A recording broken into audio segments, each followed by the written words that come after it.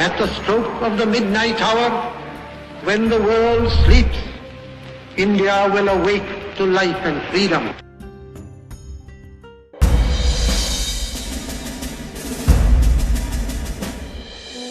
भारतीय स्वतंत्रता संग्राम के महानायक और भारत के राष्ट्रपिता महात्मा गांधी, जिन्होंने सत्य अहिंसा के बल पर अंग्रेजों के दांत खट्टे कर भारत को आजाद कराने में अहम भूमिका निभाई, जिनकी यादें आज भी हरदा शहर के एक परिवार से जुड़ी हुई हैं।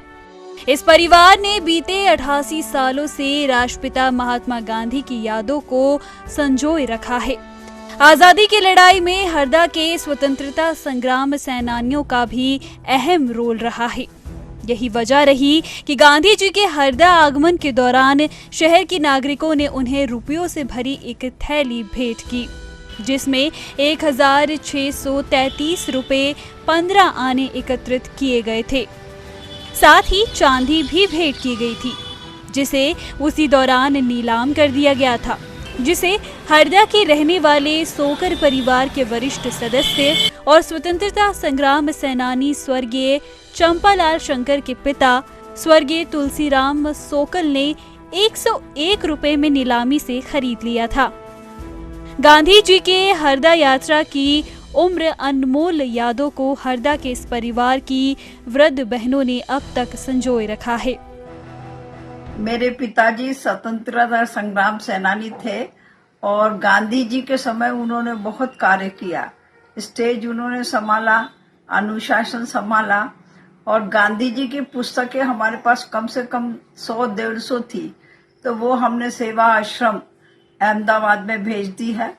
चरखा था मेरे पिताजी का, रोज सूत काटते थे, वो भी चरखा हमने अहमदाबाद भेज दिया है।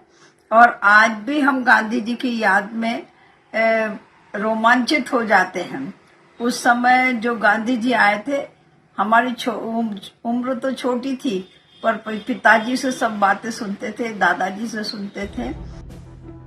8 दिसंबर वर्ष 1933 को जब राष्ट्रपिता महात्मा गांधी हरदा आए, तो हरदा के लोगों ने महात्मा गांधी पर फूलों की बारिश की, साथ ही एक लाइन में खड़े होकर उनका स्वागत किया। जनता के अनुशासन को देखकर राष्ट्रपिता महात्मा गांधी काफी प्रभावित हुए और उन्होंने हरदा के लोगों की प्रशंसा करते हुए अपने 20 मिनट के भाषण में हरदा को हृदय नगरी की उपमा से परिभाषित भी किया।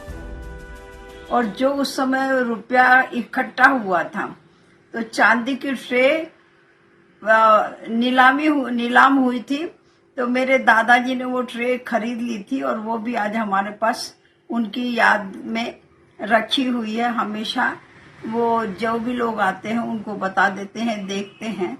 और मेरे पिताजी तो रोज चरखा चलाते थे, सूत काटते थे और सूत के अपने हाथ से कटे हुए सूत के कपड़े बनाकर और वो ही पहनते थे।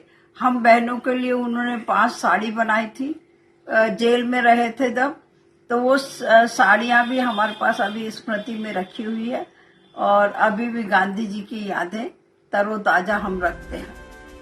आयोजन के बाद स्थानीय लोगों ने बाबू के सम्मान में उन्हें 1633 रुपए 15 आने के साथ मान पत्र भेंट किया, जिसका उल्लेख हरिजन सेवक नामक समाचार पत्र में भी किया गया था। मेरे ताऊ जी बॉम्बे जाके और माइक लेके आए थे, लाउड स्पीकर लेके आए थे और हमारे परिचित सूरजमल सराफ उस समय गाड़ी चला रहे थे और उस गाड़ी में गांधी जी को बैठालकर लाए थे। गांधी जी ने अपनी आत्मकथा में लिखा है कि हरदा में जो अनुशासन मैंने देखा वो कहीं पर भी नहीं देखा। इतना अच्छा अनुशासन था उस समय कि वो प्रशंसा गांधी जी ने खूब की है।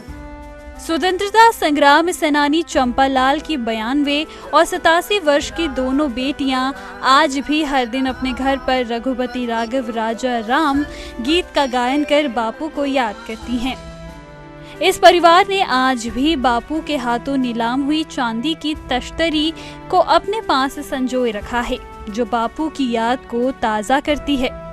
सरला सोकल बताती हैं कि उनके पास करीब 1000 से अधिक पुस्तकें भी थीं और उन्हें एक चरखा भी था जो उनके पिताजी भारत की आज़ादी से पहले चलाया करते थे, जिसे उन्होंने पुणे साबरमती आश्रम अहमदाबाद में भेंट कर दी है, जो आज भी उस आश्रम के संग्रहालय में मौजूद है।